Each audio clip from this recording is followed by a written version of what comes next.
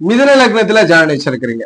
லக்னத்திற்கு 12ஆம் இடத்திற்கு ஆதிபத்தியம் மற்றும் 5ஆம் இடத்திற்கு ஆதிபத்தியம். குழந்தையை பற்றி சொல்றது, முன்னோர்களை பற்றி சொல்றது, ஜாதகருடைய மனநிலையை பற்றி சொல்றது இந்த 5ஆம் பாவம். 12ஆம் இடம் விரயம், அயன சயன போகங்கள், விரயங்கள். இந்த 2 பாவமே ஜாதகருக்கு மகிழ்ச்சியை கொடுக்கக்கூடிய பாவம் தான். 12ஆம் இடமும் சரி, 5ஆம் இடமும் மகிழ்ச்சியை கொடுக்கறது. இதில் தான் என்டர்டைன்மெண்ட்லாம் இருக்கு. நிறைய பேர் மிதுன லக்னத்துல இயல்பா பிறந்தவர்களே ஹம்மிங் மைண்ட்லாம் இருக்கும். எப்பயுமே இசை பிரியர்களாக இருப்பார்கள், மகிழ்ச்சி பிரியர்களாக இருப்பார்கள். இதே காம்பினேஷன் தான் மகர லக்னத்துல பிறந்தவர்களுக்கும். 5ஆம் இடத்தை ஆதிபத்தியமாக பெறும்பொழுது இயல்பாகவே வந்துவிடும் அந்த மகிழ்ச்சியாக இருக்க வேண்டும் என்ற எண்ணம். மிதுனத்துல ஜனனிச்சிருக்கிறீங்க. 5, 12க்கு அதிபதி.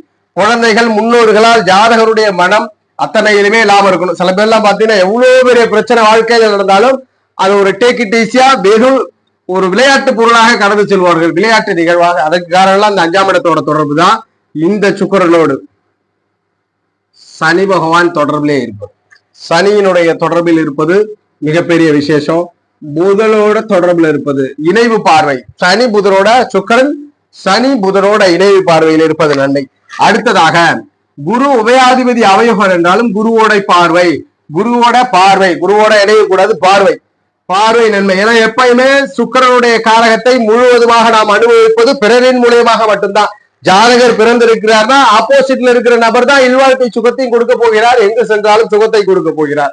அதனால் 7ஆம் இடத்தோடு தொடர்பு இருக்க வேண்டும். அந்த தொடர்பு வலுவாக இருக்கக்கூடாது, பார்வையாக இருப்பது நன்மை. அந்த வகையில குருவோட பார்வையில் அல்லது சுக்கிரன் குரு பார்வையில் இருப்பது நன்மை. சனி புதனுடைய தொடர்பிலே இருக்கிறார் அப்படின்னா உங்கள் ஜாதகத்தின் அடிப்படையில பெரும் யோகம், பெரும் அதிர்ஷ்டம், நல்ல பலன்களை கொடுக்கும். மிதுன லக்னத்தில் பிறந்தவர்களுக்கு எல்லாமே கிடைக்கும். 12ஆம் இடம்ன்றது சயனங்களையும் குறிக்கக்கூடிய பாவன்றதுனால பஞ்சு மெத்தையில் உறங்குவது போல எங்கு சென்றாலும் பஞ்சு மெத்தையில் உறக்கம். அது